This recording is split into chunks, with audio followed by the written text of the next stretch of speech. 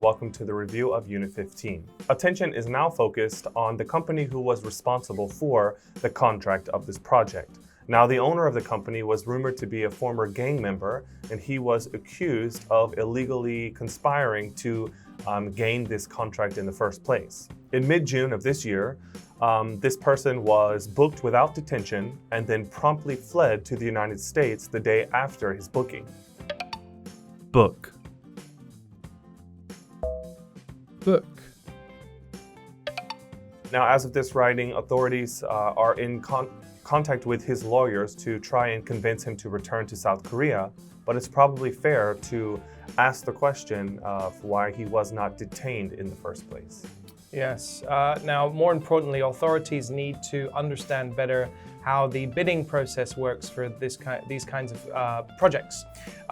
If the work can go to subcontractors who are not only incompetent but are also forced to cut corners because of how cheaply they get these contracts, that would seem to be a huge problem here.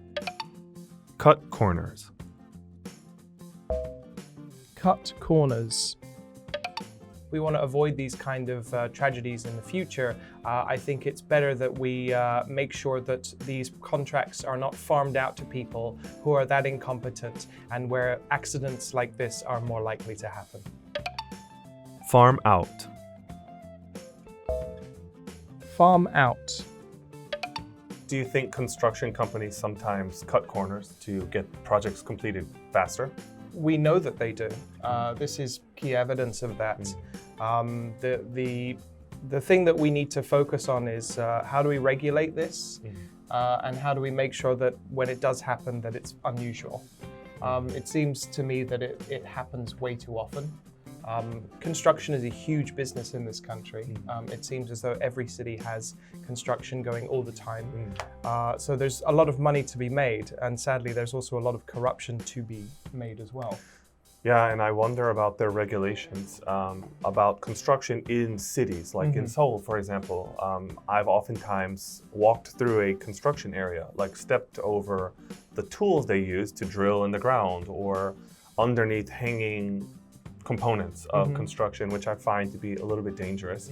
In the United States, as far as I'm aware, usually areas are largely blocked off if there's construction. Now, I don't know about in New York City, they do construction and people walk underneath the kind of setup, but there must be some regulations because it seems a little bit dangerous, don't you think? Yeah, absolutely.